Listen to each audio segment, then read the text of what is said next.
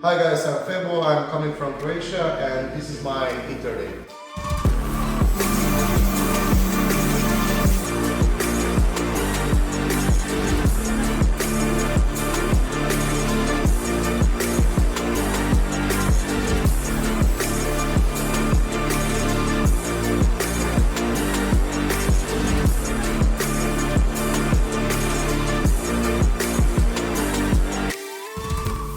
So the reason why I'm making this video is mostly because I'm lazy to do the subtitles.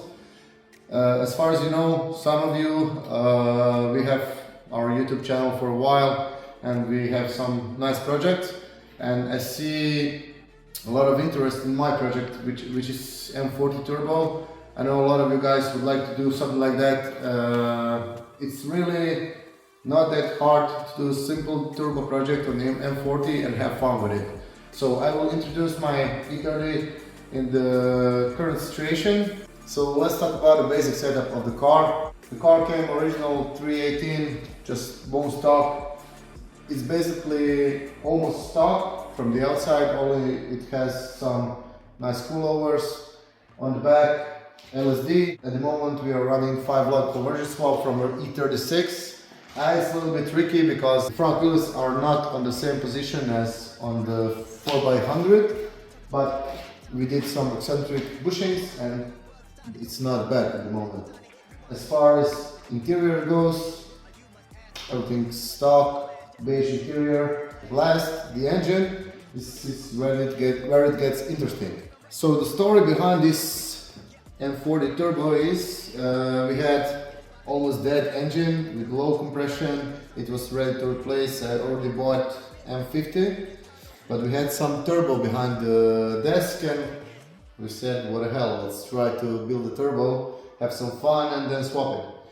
And then we built the turbo. We saw that's not a lot of fun, that's fucking a lot of fun. And then we tried to build like a proper turbo, but for budget money. And that didn't work because the block was stock, the stock pistons, stock rings. We didn't even check the gap. It's just we just honed it. We have put the new crank bearings on and let's try it. Also the manifold was shit. We built it from the old pipes. That was all completely shit. So now the third time we are building the proper turbo setup. I will talk about this setup piece by piece. Let's start from the head and then the block and the rest. For the engine bay, so far it's pretty much ready to put the engine inside. We have put some heel sheet wrap here because on the last setup that was all burned, the color was burned. Also, what I forgot to mention, we have Z3M steering rack that's really short, I think 2.5 lock to lock. Also we will do the brake booster swap for E90 brake booster. I will talk about this later when I do the swap, and also I want to put the valve so I can lock the rear brakes for some nice burnouts. And that's pretty much it. So, cylinder head. This is everything but not the stock M40 cylinder head. Why is that? Well, you know, the biggest issue on the M40 is fucking ticking. Nobody can hear that, nobody can stand that, but we have solved this on the way to use the rocker arms from M43, and also the camshaft is grinded, so the profile from the camshaft matches these rocker arms. It has nice rollers, so basically you cannot wear them out. From the top also we have some bigger valves and stiffer springs. The springs are, if I'm not wrong, from RB20 or something like that. Anyway, I have to make some shout out to Uku Kelder. I will put his link in the description. I think he made the strongest and the fastest M40 in the world, probably over 600 horsepower. And he made the cylinder head, the first version, for us, and this is how it looks at first. After that, we bring the cylinder head to machine shop. We have some friends who have CNC porting machine, so they design the ports, put it in the computer, port the head, so all the ports are 100% the same. Also, what Uku did for us, he smoothed out this sharp edge what you have normally on a stock m40 head, because all the sharp places are very dangerous for the knock. And with this setup, with high boost, we expect some knocks, so everything you can do to eliminate this, it's good. Intake and exhaust ports are all ported, so this head should flow a little bit better, because you know that's just 8 valve head. You want to do everything you can do so it flows better, because all the power is in the flow. So the next part, what's very interesting, they also made for us in the machine shop the adapter, which is also ported when it was mounted on the head.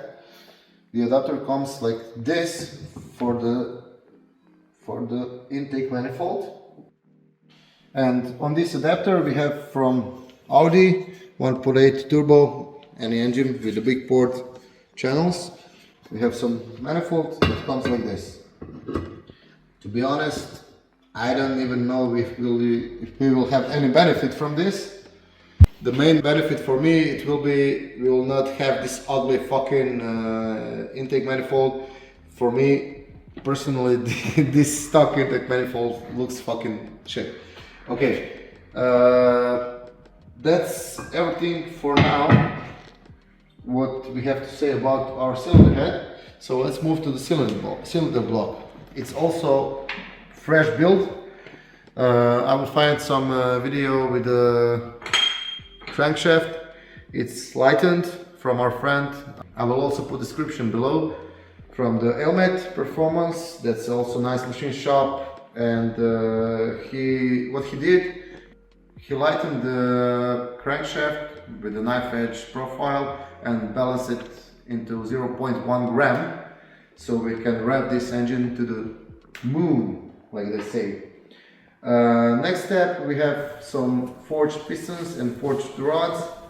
For the rods, I'm not exactly sure. I think it's from Honda, but I'm not exactly sure which one we put it. And the pistons are from m40 B25. With this setup and with the stock gasket, we would have compression ratio in around 11.3. That's a bit high for the turbo setup, so we ordered Covetic MLS gasket, 3mm thick, and with this gasket we will get round about 9-ish, and that's pretty decent for the turbo setup. What's the benefit from high compression? The benefit mostly is the quicker spool, more power with the less boost. But also you are risking a lot to get, with the quick spool and the high compression, you will definitely get some knock in low end, and that's destructible for the engine. So we want to do some middle range, what we think is optimum. So compression ratio 9, I think it's so golden middle. So we have prepared the engine block. Also the oil pan is on. We have here some nice AN fitting for the oil drain. All we have to do is just put the belt on, and that's it. So in the next video or video after that, I hope we will assemble the engine completely to put a head on, and we will put the engine finally in the car. After that, it's coming the wiring harness, which we also will do by ourselves. We also have a dyno, so if you check the Instagram or our oldest videos, you will see some dyno runs from the Matthias car, from all other cars. So what we do, except building our cars, we are making some tuning for other customers, and also we built some nice standalone ECUs. Okay, so that's it for this video. I just want to introduce my E30 project. For the next video when Matija is back, we will introduce Matija's E30 because I think it's a gorgeous car. It's definitely in one step above than mine, so this will be a nice video. I'm sorry for my English, for all domestic Balkan guys who will mock me in the comments. You can do better, do it, doesn't matter. I'm a little bit nervous because I try to pronounce everything good, but I hope you understand what I want to say. That's all for now, and put in the comments what you want to see, what are you interested in. I can make all kind of videos for you. For me, it's easier to make a video than write like 1 kilometer long comment. So subscribe, like and share. Ciao.